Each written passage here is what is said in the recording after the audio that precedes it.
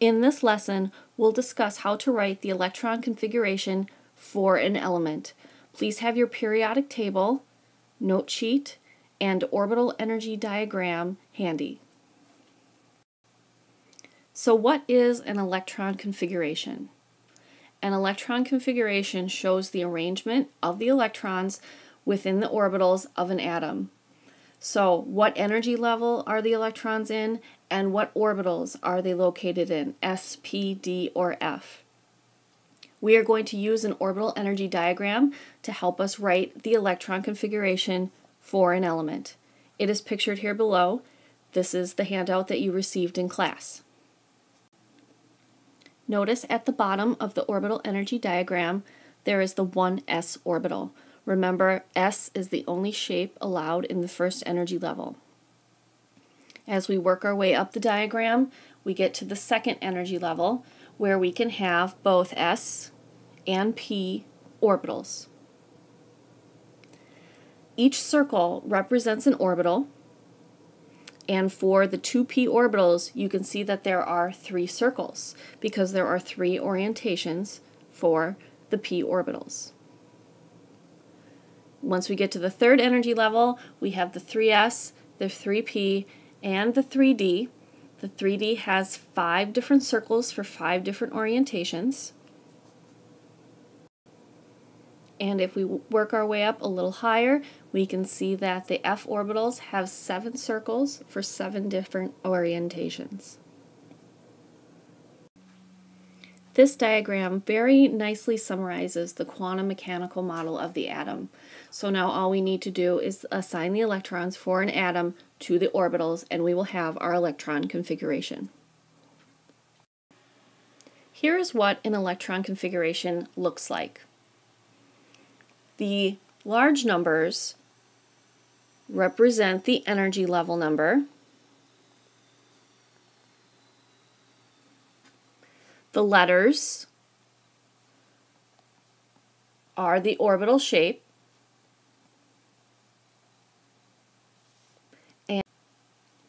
and the little numbers represent the number of electrons.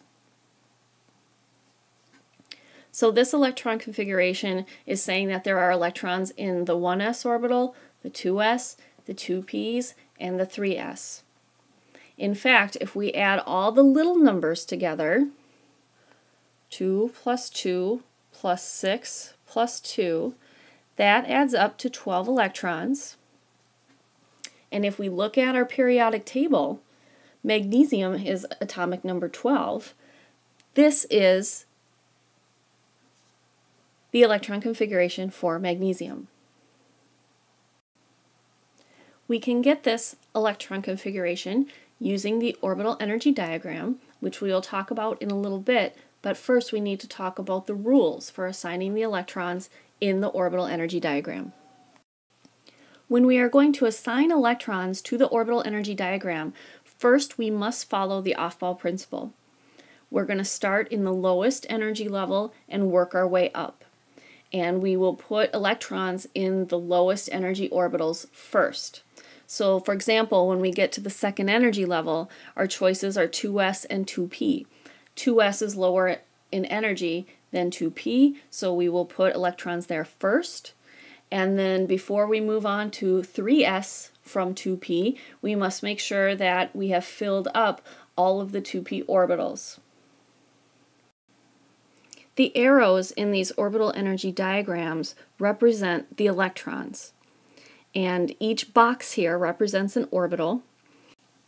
And we have 2 arrows per box to represent the number of electrons allowed per orbital. You'll notice in the incorrect diagram, the 2p's do not have 2 arrows or 2 electrons in them before moving on to the 3s, so that's what makes this incorrect. So back to this idea that an orbital can hold at maximum 2 electrons. The Pauli exclusion principle says that the electrons have to have opposite spins. So when we draw the electrons in the orbital energy diagram, we draw the arrows going in opposite directions to show opposite spins. This one is incorrect because the arrows are pointed in the same direction and they don't show opposite spins. And finally, the last thing we want to look at when we put electrons in the orbital energy diagram to write the electron configuration is something called Hund's rule. Hund's rule says that if we have orbitals that are of equal energy, like these three 2p orbitals, that we want to have as many unpaired electrons as possible. So think about these orbitals as if they were like rooms in a house. Each electron would like to have its own room until it has to share. So this first diagram here is correct, where these two electrons get their own space, their own orbital. And the second one here is incorrect, where the electrons are sharing the same space, the same orbital, when they don't have to. Okay, so let's get to this. Now that we've talked about the rules, we're going to write the electron configuration for oxygen. If you look up oxygen on the periodic table, it is number 8. So if we're talking about an atom of oxygen, it is neutral. Its atomic number is going to tell us the number of electrons. So we're going to assign 8 electrons to this orbital energy diagram. According to the Aufbrau principle, we're going to start at the bottom with the 1s orbital. According to the Pauli exclusion principle, we can put 2 electrons in that orbital with opposite spins. Then we can move up to the 2s orbital and put 2 electrons there with opposite spins. And then the remaining 4 electrons are going to go into the 2p orbitals. Hund's rule says 1 per orbital until you have to start double filling. And number 8 will pair up in one of those 2p orbitals. So I have 8 arrows signifying 8 electrons, and now I can write the electron configuration. I start at the beginning with the 1s orbital. I put 2 electrons in there, 2 arrows. Then the 2s orbital, I put 2 arrows in there, or 2 electrons. And then the 2p orbitals, there are 4 arrows in there, or 4 electrons total. So the electron configuration for oxygen is 1s2, 2s2, 2p4. Next, we're going to write the electron configuration for arsenic. Arsenic is number 33 on the periodic table, so we're going to talk about 33 electrons. So start at the bottom with the 1s orbital. You can put 2 electrons in there. Move up to the 2s orbital. You can put 2 electrons in there. The 2p's, you can fill out with 6 electrons. Then up to the 3s. The 3p's, you can do 1 per orbital and then double fill them, so you have 2 per orbital. After the 3p orbitals are filled, we don't go to the 3d, we go to the 4s. It's the next lowest energy orbital. So 2 electrons there. That brings us up to 20, 21, 22, 23, 24, 25, 26, 27, 28, 29, and 30 electrons. And our goal is 33. So we put our remaining 3 electrons in the 4p orbitals, 1 per orbital according to Hund's rule. And now we can write the electron configuration, starting at the beginning. 1s, 2, 2s, 2, 2p, 6, 3s, 2, 3p, 6, 4s, 2, 3d, 10, 4p, 3 would be the electron configuration for arsenic. Remember, I'm just writing down all the orbitals and the number of electrons that I've placed in them. Next, let's write the electron configuration for strontium. Strontium is number 38 on the periodic table, so that means 38 electrons. So we'll put 2 electrons in the 1s orbital, 2 electrons in the 2s, electrons in the 2p's until they all have 2 electrons, 2 electrons in the 3s,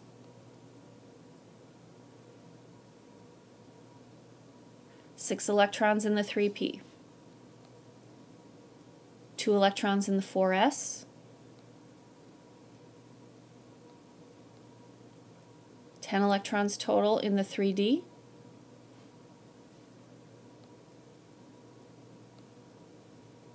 6 electrons total in the 4p. That gives us 36 electrons. We want 38 for strontium. So the remaining 2 electrons will go into the 5s orbital. It's the next highest in energy.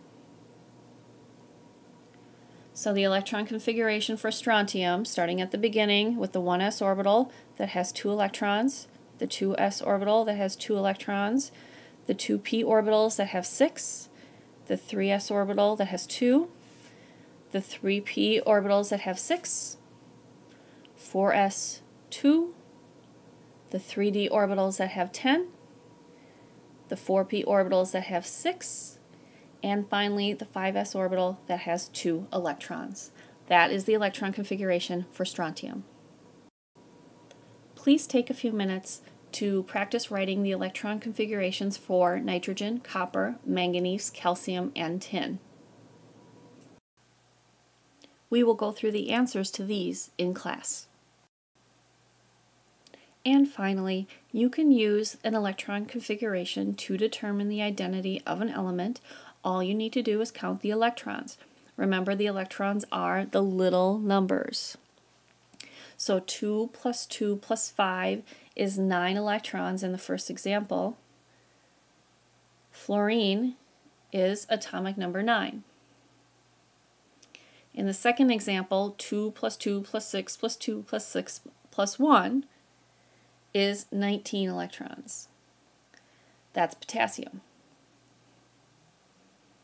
And finally, if you add up all the little numbers in the last example, you get 34 electrons, and that is selenium.